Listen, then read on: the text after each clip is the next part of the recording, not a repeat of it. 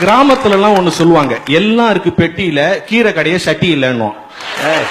நம்மாளு எதையாவது இருக்கிறதெல்லாம் விட்டுட்டு இல்லாததை நினைச்சே கவலைப்படுறதுல நம்மால் ரொம்ப கில்லாடி. எதையோ நினைச்சு ஓடுறான். மெட்ராஸ்ல எல்லாம் திடீர்னு பாத்தீங்கன்னா 20 பேர் தப்ப தப்ப தப்பன்னு ஓடுவான்.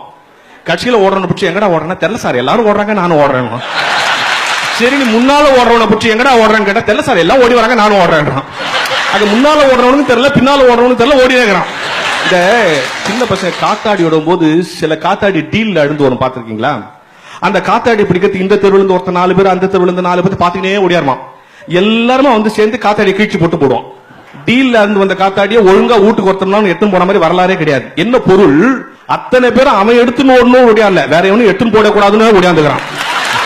அப்போ சில விஷயங்கள் ரொம்ப பறந்து ரொம்ப ஓடி எங்கேயோ போன பிறகுதான் தெரியுது நம்ம வாழ்க்கையில எதுக்கு இவ்வளவு தூரம் ஓடியாந்தோம். சில விஷயங்கள் லேட்டா தான் புரியும் சார். இப்போ ஒரு விஷயம் பாத்துங்களேன், இப்ப கல்யாணம் ஆன உடனே நம்ம மனைவி நமக்கு கொடுக்கிற முதல் சர்டிபிகேட் என்ன? உங்களுக்கு ஒண்ணும் தெரியாது.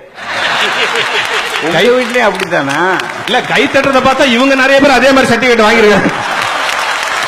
அப்படி சொன்ன பிறகுதான் நமக்கு தெரியுது கல்யாணத்துக்கான டெபினிஷனே அன்னைக்குதான் நமக்கு தெரியுது. கல்யாணம்னா என்னன்னா, என்னமோ பெருசா தெரிஞ்சுக்க போறதா நினைச்சு கல்யாணம் பண்ணி நமக்கு ஒண்ணுமே தெரியாதுங்கிறத தெரிஞ்சுக்கிறதுக்கு பேர் தான் கல்யாணம்.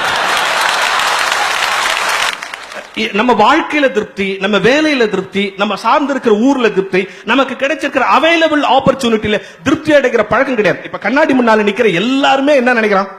இன்னும் கொஞ்சம் உயரமா இருந்திருக்கலாம், இன்னும் கொஞ்சம் சவப்பா இருந்திருக்கலாம், இன்னும் கொஞ்சம் முடி, இப்படி நினைக்கிறான். எல்லாம் நினைக்கிறானா இல்லையா? கடவுளுக்கே கரெக்ஷன் சொல்றான். இப்படி இருந்துக்கலாம், இப்படி இருந்துக்கலாம், இப்படி இருந்துக்கலாம், இப்படிதான் இருந்துட்டோமே, அதுக்கப்புறம் இப்படி இருந்துக்கலாம். ஒரு சுவாரஸ்யமான செய்தி சொல்லவா?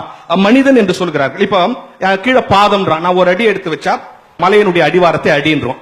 அப்புறம் அடுத்தது கால். உடம்ப 4 துண்டா போட்டா இது கால் பகுதி, அதனால இது கால். கீழே வந்தோம்னா முதல்ல முட்டுது, இது முட்டி. அப்புறம் இது அரை. உடம்ப பாதியா வெட்டினா இது அரை. இந்த அறையில கட்டுற கயிறுக்கு பேர் தான் அரை நான் கயிறு. அததான் நம்மளால அண்ணா கவரும். இந்த அறையையும் இந்த காலையும் தொடுக்கிற பணியை செய்வதால் இது தொடை. அதுக்கு மேல வயிறு. வர்றதெல்லாம் கொஞ்ச நேரம் இங்க இருக்குது, வாயிறு, அதனால இது பேர் வயிறு. இது கழுத்து. இந்த உடம்பையும் இந்த தலையும் இழுத்து கட்டி வச்சிருக்கு, இது கழுத்து. இது முடி. இதுக்கு மேல ஒண்ணும் இல்லை, தோட முடி, அதனால இது பேர் முடி.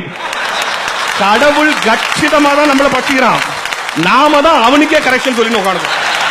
இப்ப எல்லாம் கேட்பாங்க, அதெல்லாம் ரைட்டு, நீங்க சொல்றது ரைட். அப்ப நாங்க முன்னேறக்கூடாதா? நாங்க முன்னேறணும்னு ஆசைப்படுறது தப்பு இல்லையா? நாங்க வாழ்க்கையில் இப்படியே இருக்கணும்ன்றியா, அப்படியே பிறந்த மாதிரி இருக்கணும்ன்றியா, வாழ்க்கையில முன்னேறக்கூடாதான் கேட்பாங்க. முன்னேறணும் தான். பயணப்படுவது வேறு, பதட்டப்படுவது வேறு. ஒன்றை நோக்கி பயணப்படுவது என்பது, அதுக்காக பதட்டப்படுவது என்பது. வாழ்க்கையில என்ன சார்? நல்ல வீடு எது? நல்ல வாழ்க்கை எது? கடன், பகை, நோய், இந்த மூன்றும் எவன் வீட்டில் இல்லையோ அது நல்ல வீடு. கடன் வரக்கூடாது, என்ன பண்ணணும்? நல்லா உழைக்கணும். பகை வரக்கூடாது, என்ன பண்ணணும்? எல்லாரையும் நேசிக்கணும். நோய் வரக்கூடாது, என்ன பண்ணணும்? சாப்பிடுறதுக்கு முன்னால யோசிக்கணும்.